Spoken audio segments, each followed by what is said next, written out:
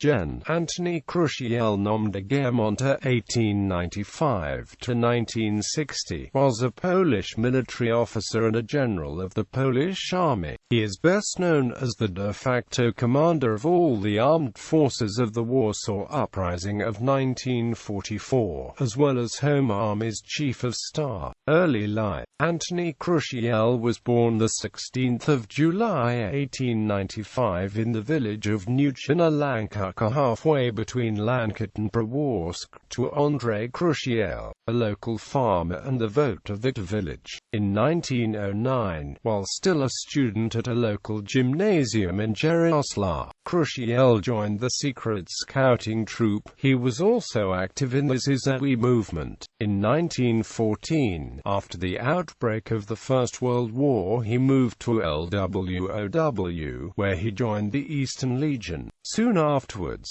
as a citizen of Austria-Hungary, he was drafted into the Austro-Hungarian Army. After graduating from an NCO school in May 1915, he served at various posts, including his service as a commanding officer of a company of the 90th Infantry Regiment. After the dissolution of Austria-Hungary and the chaos at the Eastern Front, Chruściel's regiment was the only unit in the entire Austro-Hungarian army to return to the barracks as an organized entity and with arms. Few weeks later, Chruściel, together with most of his unit, joined the newly formed Polish Army.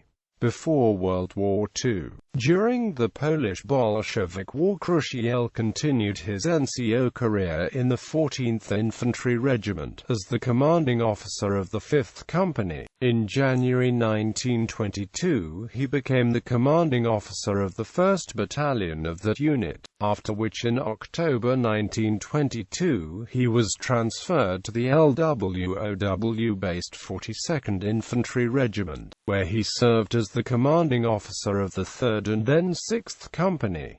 At the same time, he studied law at the LWOW University, transferred to the Cadet Corps. In 1931, he graduated from the Higher War School in Warsaw and became a professor in the Infantry Training Center in Remberto. In October 1934, he became the head of the Tactics Department of the War School in Warsaw. In January 1937, he started his service with the 40th Infantry Regiment as the deputy commanding officer, after finishing his practice with that unit. In March 1938, Chruściel became the commanding officer of the famed 82nd Siberian Infantry Regiment stationed in Brest-Litovsk as part of Gen.Antoni's 30th Infantry Division. World War II. Chruściel's regiment was secretly mobilized between 23 and the 27th of March 1939, and moved to the village of Szczytkow, where it formed a defensive line at the Widoczka River. After the outbreak of the Polish Defensive War of 1939, it entered combat on September 2.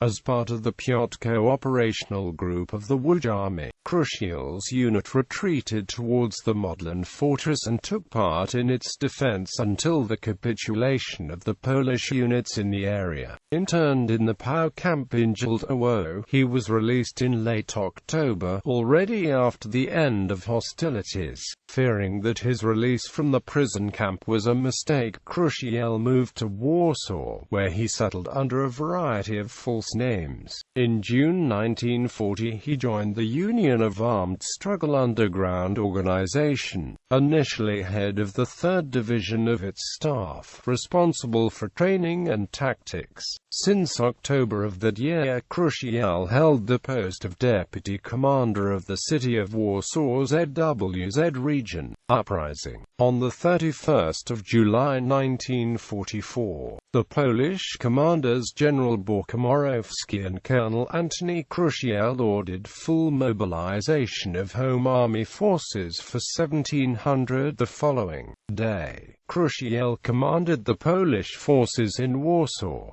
Initially he divided his forces into 8 areas. On the 20th of September, they were reorganized to align with the 3 areas of the city held by Polish forces. The entire force, renamed the Warsaw Home Army Corps and commanded by Gen.Antoni Chruściel, promoted from colonel on the 14th of September, formed into 3 infantry divisions. Upon the defeat of the uprising, Chruściel was captured and sent to a German POW camp where he remained until his liberation by the Americans in May 1945.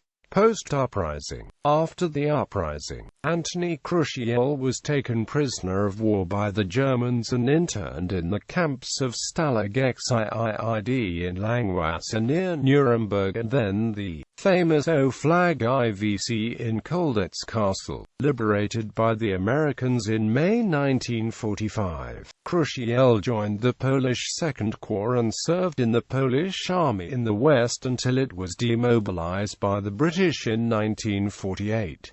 Although initially, Chruściel planned to return to Soviet-held Poland, he was deprived of Polish citizenship by the communist authorities of Poland and had to remain in exile.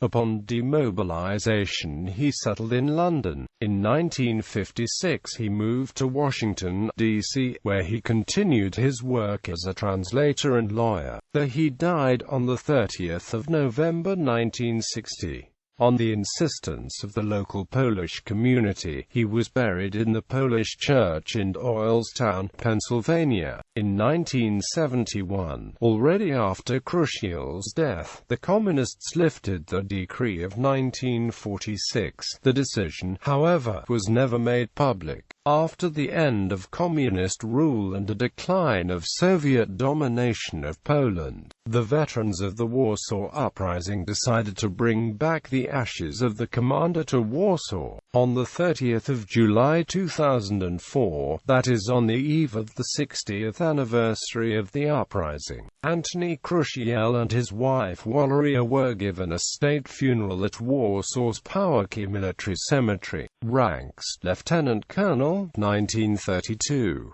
Colonel, the 10th of August 1942. Brigadier General, the 14th of September 1944.